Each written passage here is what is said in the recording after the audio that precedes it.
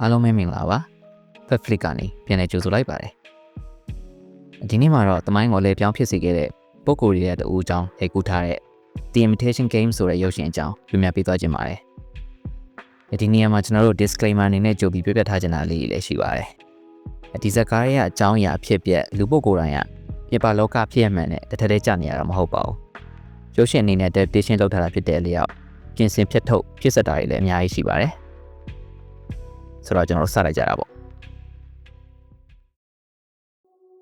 ့လက်ရှိပြစ္ဆုတ်ပံကိုပုံဖော်ပေးခဲ့တဲ့အတိတ်တမိုင်းဖြစ်ရတယ်လို့ပြောလိုက်ရင်အများစုကကဘာစစ်တီကိုပြင်းမြင်မိကြမှာသိကြတဲ့လောက်ပါပဲကဘာစစ်ဆိုတဲ့နာမည်နဲ့အညီစစ်ဗျူဟာတွေကအင်မတန်ရေးပါတယ်လို့ဆက်သွယ်ရေးနဲ့နည်းပညာကဏ္ဍတွေကလည်းအတော်လေးအခက်အကျပါတယ်အဲဒီဆက်သွယ်ရေးကဏ္ဍမှာအထင်ရှားဆုံးဆက်ရင်းနေရာတွေကိုဖော်ပြပါလို့ပြောရင်နာဇီဂျာမနီတွေအသုံးပြုခဲ့တဲ့ Enigma ဆိုတဲ့ကုတ်ဝက်ဆက်နဲ့သူ့ကိုပြန်လည်တိုက်ခိုက်ဖို့ Alan Turing တိစောက်ခဲ့တဲ့ The Bomb ဆိုတဲ့ကော်ပီဆက်တို့အကြောင်းကိုမပါမဖြစ်ထည့်ပြောရပါလိမ့်မယ်ဒီနေ့ပြပြမဲ့ The Imitation Game ရုပ်ရှင်ဇာတ်ကားကတော့ဉာဏ်ကြီးရှင်တင်ပညာရှင် Alan Turing ရဲ့ဘဝဇာတ်ကြောင်းတစ်စိတ်တစ်ပိုင်းနဲ့ခေတ်သစ်ကွန်ပျူတာသိပ္ပံရဲ့အခြေခံဖြစ်လာမဲ့နည်းပညာတွေသုံးပြီးဒီ The Bomb ဆက်ကြီးကိုဘလို့ခက်ခဲတွေကြားကတည်ထွင်ခဲ့တယ်လဲဆိုတာကိုပုံပေါ်ရိုက်ကူးထားတာပဲဖြစ်ပါတယ်ဇလန်ကတော့ပြည်တိမ်ဘက်ကဂျာမန်တွေဆက်သွယ်ရေးအတွက်အသုံးပြုတဲ့ Enigma Cipher ကိုဝက်စနစ်ကိုတဲတန့်ဖြီးဖို့ကြိုးစားရကနေစပါတယ်ဂျာမနီကသူတို့ရဲ့တက်ခိုက်ရေးဗျူဟာတွေစစ်ကြောင်းတွေနဲ့လေကြောင်းရေကြောင်းဆိုင်ရာအမိန့်တွေကိုဗီဒီယိုလိုင်းတွေကနေတဆင့်လေလိုင်းပေါ်မှာကုတ်တွေအဖြစ်လျှို့ဝှက်ပေးပို့ကြတာပါလေလိုင်းပေါ်ကနေကြားဖြတ်ဖမ်းယူရရှိတဲ့ဒီကုတ်တွေကိုပြည်တိမ်စစ်တပ်ကတနိုင်ငံလုံးကအတော်ဆုံးကုတ်ဖော်သမားတွေကိုစုပြီးဖော်ဖို့ကြိုးစားနေပြီမဲ့ဂျာမနီကဒီစနစ်ကိုပုံမရှို့ထွေးအောင်အဆင့်မြင့်လိုက်တဲ့အခါမှာတော့ဝက်စာတွေကိုဘယ်လိုမှမဖော်နိုင်တဲ့အခြေအနေကိုဆက်ရောက်ခဲ့ပါတယ်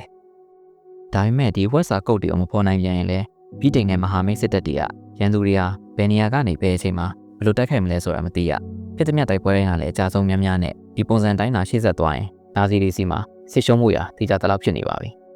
ဒီလိုရင်ထိတ်စရာအချိန်တွေမှာတိုင်းပြည်ရဲ့အတော်ဆုံးပညာရှင်တွေစုဝေးရာ Bletchley Park ဆိုတဲ့နေရာကိုရောက်လာခဲ့သူကတော့တင်ရှားပါရမီရှင် Alan Turing ပါပဲသူကလူမှုဆက်ဆံရေးမှာအားနေပေမဲ့သူ့ရဲ့တွေးခေါ်ပုံကတော့တမန်တက်ထူးခဲ့ပါတယ်သူကဆက်ရင်းနေရဖန်တီးထားတဲ့ကုတ်ကိုလူအုံနောက်နဲ့လိုက်ဖော်နေလို့မရဘူးဆက်ကိုဆက်နေပဲပြန်တက်ရမယ်လို့ကောက်ချက်ချပြီးလျှက်စစ်နဲ့ဆက်မှုပိုင်းဆိုင်ရာပေါင်းဆက်ထားတဲ့ The Bomb လို့ခေါ်တဲ့ကွန်ပျူတာကြီးကိုစတင်တိစောက်ပါတော့တယ်ရုပ်ရှင်ထဲမှာတော့အလန်ကဒီဆက်ကြီးကိုသူ့ရဲ့ငယ်တငယ်ချင်းနာမည်ကိုအစွဲပြုပြီး Christopher လို့အမည်ပေးခဲ့ပါတယ်ဒါပေမဲ့လက်တွေ့သမိုင်းမှာတော့ပိုလန်ပညာရှင်တွေရဲ့အခြေခံမူကိုယူထားတာမို့ The Bomb လို့ပဲခေါ်တင်ခဲ့ကြတာပါဒီဆက်ရဲ့အလုပ်လုပ်ပုံကအတော်လေးပါနေပါတယ်သူကကုတ်တွေကိုတလုံးချင်းထိုင်ဖော်နေရတဲ့ Enigma ဆက်ရဲ့အားနည်းချက်တွေကိုအသုံးချပြီးမဖြစ်နိုင်တဲ့အဖြစ်အမှားပေါင်းတန်းချီကိုစက္ကန့်ပိုင်းအတွင်းဖယ်ထုတ်ပစ်တာပါပြောရရင် Nature Algorithm တွေကိုအခြေခံပြီးဂျာမနီနေ့စဉ်ပြောင်းလဲနေတဲ့ Enigma ဆက်တဲ့တွေကိုလူရင်းအားများများနဲ့လားနေချီတွက်ရမယ်အစား The Bomb ဆက်ကြီးကမဖြစ်နိုင်တဲ့အဖြစ်တန်းပေါင်းများစွာကိုစက္ကန့်ပိုင်းအတွင်းပယ်ထုတ်ပေးပြီးအထီမှန်ကိုနိုင်ပိုင်းအတွင်းဖော်ထုတ်ပေးနိုင်ခဲ့ပါတယ်ဒါကြောင့်ဂျာမနီကသူတို့ရဲ့ကုတ်တွေကဖော်ထင်းလို့မရနိုင်ဘူးလို့ယုံကြည်နေချိန်မှာပဲ Turing ရဲ့ဆက်ကအဖြေတွေကိုအောင်မြင်စွာဖော်ထုတ်နိုင်ခဲ့ပြီဖြစ်ပါတယ်Enigma ရဲ့လေးဝက်ချက်ကိုဖော်ထုတ်နိုင်ခဲ့ပြီမဲ့စစ်ပွဲကချက်ချင်းကြီးနိုင်သွားတာတော့မဟုတ်ပါဘူးတကယ်လို့ဂျာမနီကသူတို့ရဲ့ကုတ်တွေပေါက်ကြားကုန်ပြီဆိုတာသိသွားရင်စနစ်ကိုချက်ချင်းပြန်ပြောင်းလိုက်မှစိုးရင်ရတာကြောင့်ပြည်တိမ်ကအရှုံးပေးပြီးနိုင်ယူခြင်းဆိုတဲ့ဗျူဟာကိုသုံးခဲ့ရပါတယ်အချို့သောတိုက်ပွဲတွေမှာကိုယ့်ဘက်ကအကြဆုံးရှိမှန်တည်ရတဲ့ကိုယ့်ဖြီလို့ရထားတဲ့သတင်းချက်လက်တွေကိုအသုံးပြုပဲစရီးလိုက်ရမျိုးတွေရှိခဲ့ပါတယ်ဒါပေမဲ့ရေရှည်မှာတော့ဒီဆက်ကြောင့်အရေးကြီးတဲ့စစ်စင်ရေးတွေကိုကြိုတင်မြင်ဆင်နိုင်ခဲ့လို့သမိုင်းပညာရှင်တွေကဒုတိယကမ္ဘာစစ်ကြီးကိုအနည်းဆုံး2နှစ်လောက်စောပြီးပြီးဆုံးစေခဲ့လို့ကောက်ချက်ချခဲ့ကြပါတယ်အခုလိုသမိုင်းကိုပြောင်းလဲစေခဲ့တဲ့ Alan Turing ရဲ့ဘဝဆက်ကြောင်းကိုကြည့်မယ်ဆိုရင်လည်းစိတ်မကောင်းစရာတွေရှိနေပြန်ပါတယ်ဒီလောက်အရေးပါတဲ့ဆက်ကိုတည်ထွင်ပေးခဲ့ပေမဲ့သူ့ရဲ့ဘဝတစ်လျှောက်လုံးခိုက်တန်တဲ့တိမှတ်ပြုမှုကိုမခံခဲ့ရပါဘူးကျူးရင်ဟာငယ်စဉ်ကတည်းကကနန်းနေတင်ရှားပု္ပ္ပစာတွေနဲ့ပတ်တန်းတွေကိုတမန်ထက်ထူးကဲစွာစိတ်ဝင်စားခဲ့သူပါသူဟာဉာဏ်ကြီးရှင်တယောက်ဖြစ်တယ်လို့လူမှုဆက်ဆံရေးမှာတော့လုံခက်ခဲတဲ့သူဖြစ်ခဲ့ပါတယ်ဒါဟာသူကိုယ်တိုင်ကလူတွေကိုမုန်းနေလို့မဟုတ်ပဲသူ့ရဲ့အုံနောက်လှုပ်ပုံကတမန်လူတွေနဲ့မတူပဲကွဲပြားနေတာကြောင့်ပါAlan Turing ရဲ့ဘဝမှာအစောဆုံးနဲ့အလေးနက်ဆုံးတက်ရောက်မှုရှိခဲ့သူကတော့သူ့ရဲ့ငယ်ဘဝအခြေဦးနဲ့ရင်းနှီးဆုံးတငယ်ချင်း Christopher Morcom ပါသူတို့နှစ်ဦးဟာသင်္ချာနဲ့သိပ္ပံပညာကိုစိတ်တူကိုယ်တူယူသွခဲ့ကြပြီး Turing တက်တော့ Christopher ဟာသူလေးစားတဲ့စံပြပုဂ္ဂိုလ်တူဦးလည်းဖြစ်ခဲ့ပါတယ်ဒါပေမဲ့ဝမ်းနည်းစရာကောင်းတာက Christopher ဟာအသက်16နှစ်အရွယ်မှာTB ရောဂါနဲ့ရုတ်တရက်ကွယ်လွန်သွားခဲ့တာပဲဖြစ်ပါတယ်ဒီပြည့်ဟာ Turing ကိုအကြီးအကျယ်တုန်လှုပ်စေခဲ့ပြီးသူ့ရဲ့တွေးခေါ်တွေကိုပါအခြေခံကနေပြောင်းလဲဖြစ်ခဲ့ပါတယ်လူတယောက်ရဲ့ရုပ်ခန္ဓာပျက်စီးသွားပေမဲ့သူ့ရဲ့စိတ်ဝိညာဉ်ဒါမှမဟုတ်အတွေးခေါ်တွေကဆယ်ရနေရတစ်ခုထဲမှာဆက်ပြီးတည်ရှိနေနိုင်မလားဆိုတဲ့မေးခွန်းကိုသူစတင်မြင်မြန်ခဲ့ပါတယ်ဒါဟာနောက်ပိုင်းမှာပေါ်ပေါက်လာမဲ့ Artificial Intelligence AI နဲ့ခေတ်သစ်ကွန်ပျူတာတွေရဲ့အခြေခံတွေးခေါ်ကိုစတင်ပြထုတ်ပေးလိုက်တာပါ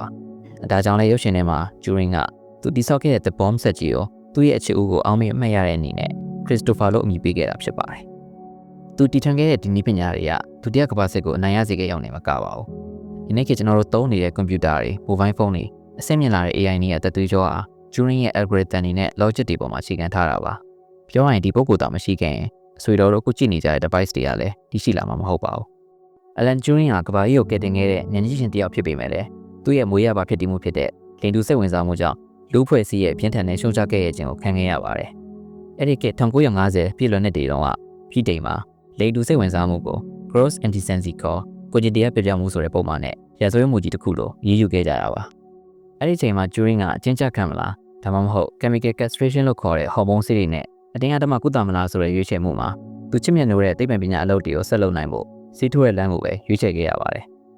ဒါပေမဲ့ဒီဓာတုဆေးဝါးတွေကြောင့်သူ့ရဲ့ရုပ်ပိုင်းဆိုင်ရာရောစိတ်ပိုင်းဆိုင်ရာတွေပါအကြီးအကျယ်ပျက်စီးထိခိုက်ခဲ့ရပြီးဒါဟာသူ့ဘဝရဲ့နောက်ဆုံးညီကုန်းကိုအရှင်အဟုန်နဲ့တုံးပို့လိုက်သလိုဖြစ်စေခဲ့တာပေါ့။ Alan Turing ရဲ့တည်ဆုံမှုဟာသူ့ရဲ့ဖြစ်တည်မှုကိုလက်မခံနိုင်တဲ့အဲ့ဘက်ခေတ်ကလူဖွဲ့စည်းရဲ့ဖိနှိပ်မှုကြောင့်ဖြစ်ပေါ်လာရတဲ့အကျိုးဆက်တစ်ခုဆိုတာကတော့ညှင်းလို့မရတဲ့အမှန်တရားပါပဲ။နောက်ပိုင်းမှာတော့ဆယ်စုနှစ်များစွာကြာပြီးနောက်2009ခုနှစ်မှာပြည်ထောင်ဝန်ကြီးချုပ် Gordon Brown က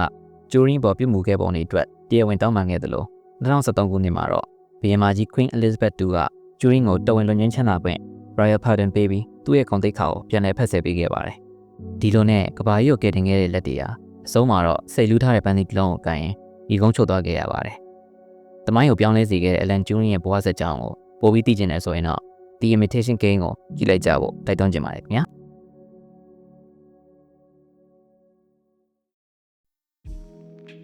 ဆိုတော့ကြည့်ရှုပေးခဲ့ကြတဲ့တရားရှင်စီတိုင်းကိုထူးပဲကျေးဇူးတင်ရှိပါတယ်။ကျွန်တော်တို့နောက်ပတ်ဒီမှာမတူညီတဲ့အကြောင်းအရာတင်ဆက်ပုံအသစ်တွေနဲ့ပြင်လာခဲ့အောင်မို့ channel လေးကို like and subscribe လေးလုပ်ပြီးစောင့်မျှော်ကြည့်ရှုပေးကြပါဦးခင်ဗျာ။ကျွန်တော်ကတော့ Fabric ကကွက်လက်ပါ။